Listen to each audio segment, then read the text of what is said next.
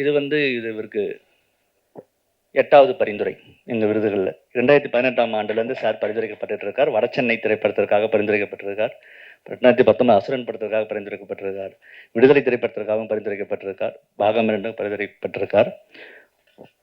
அவர் படத்தில் நடித்த நடிகர்கள், டெக்னீஷியன்ஸ் எல்லாமே விருது வாங்கியிருக்காங்க எங்களோட இதில். பட் சாருக்கு ஏதோ ஒரு இதில் ஒரு நான் சொன்ன தள்ளி போனாலும் எனக்கு என்ன பெருமையாக இருக்குன்னா, ஒயிட் டைகர் அவார்ட் சார் முதல் முறையாக என்கிட்ட விருது பெறார். அது ஒயிட் டைகர் அவார்டாக பெறாருன்றது எங்களுக்குமே பெரிய விஷயமா நாங்கள் பார்க்குறோம். அது ரொம்ப ரொம்ப ஒரு சந்தோஷமான விஷயம். Thank you so much sir. Thank you so much. விடுதலை ஒரு ஸ்பெஷலான ஃபில்ம் எங்கள் எல்லாருக்குமே. ஏன்னா அதில் உழைப்பு, படிப்பு நிறைய கற்றுக்கிறதும், நம்ம அது வரைக்கும் நம்ம ஒரு ஒன்று தொடங்கும் போது நமக்கு தெரிஞ்சிருக்கிறதும், அது முடியும் போது வேற ஒன்று புதுசாக கற்றுக்கிறதும் எப்போதும் நடக்கிறது இல்லை, எப்பயாவது நடக்கிறது. அந்த மாதிரி விடுதலை படம் எனக்கு தனிப்பட்ட முறையில் நிறைய கற்றுக் கொடுத்துருக்கு. நிறைய நான் என்ன இன்னும் ஒரு ஒரு பெட்டரான பர்சனாக மாற்றுறதுக்கான முக்கியமான ஒரு இடத்துல நான் இருக்கிறதா எனக்கு உணர்த்தின படம் விடுதலை. அந்த படத்தினுடைய ஃபிசிக்கல் ஒர்க்லேருந்து, மென்டல் ஒர்க்லேருந்து, அப்புறம் ஃபிலாசபிக்கலாக, பொலிட்டிக்கலாக கற்றுக்கிட்ட விஷயங்கள் எல்லாம் சேர்த்து ரொம்ப ரொம்ப ஒரு ஸ்பெஷலான ஃபில்ம். இதுக்கப்புறம் இன்னொரு படம் இந்த மாதிரி பண்ண முடியுமா, அமையுமான்னு எனக்கு தெரியலை.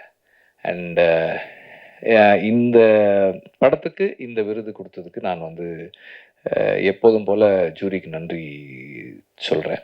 ஏன்னா விருதுகள் எப்போதுமே நமக்கு ஊக்கத்தை கொடுக்கக்கூடியது. அடுத்து இன்னும் மேலும் மேலும் நம்ம கவனத்தோடு வேலை செய்யணுன்றதை நினைவுபடுத்தக்கூடியது. அந்த அடிப்படையில் இந்த விருது எனக்கு இன்னும் ரெஸ்பான்சிபிலிட்டி கொடுத்துருக்குன்னு நான் சொல்கிறேன். நன்றி. தேங்க்யூ வெற்றி சார். இவ்வளவு நெருக்கமான நேர துளிகளையும் இங்க ஒரு விருதுல கலந்துக்கிட்டு இந்த விருதுக்கு மேலும் பெருமை சேர்த்திருக்கீங்க. ரொம்ப நன்றி சார். சாருக்கு விருது கொடுக்கறத விட சந்தோஷமான விஷயம் ஒன்றும் இல்லை. ஆனால் குறிப்பாக எனக்கு தனிப்பட்ட சந்தோஷம் ஒன்று இருக்கு. சாதாரணமாக என்ன சொல்லுவாங்க, அரசு ஒரு மனுஷன் கெட்டவனா காட்டுன்னு நினைச்சா give the dog a bad name and shoot, இல்லை அர்பன் நக்சலைட்னு சொல்லிட்டு போயிடுவாங்க. அர்பன் நக்சலைட்னு சொல்லி அரெஸ்ட் பண்ண டாக்டர் வரவர் ராவ், கேவியா, இவங்க எல்லாருமே எனக்கு நண்பர்களாக இருந்தவங்க தான் ஒரு காலத்தில்.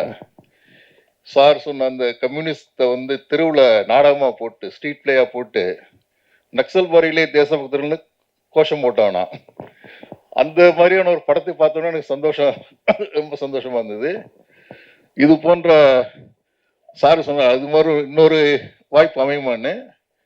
இந்திய விடுதலை போரில் தமிழர்களின் பங்கு ஒன்றுமே இல்லை அப்படிங்கிற மாதிரி பிரச்சாரம் நடந்துகிட்டு இருக்கு. சார் அதில் கவனம் செலுத்தினா நல்லா இருக்குன்னு என்னுடைய வேண்டுகோளை முன்வைக்கிறேன்.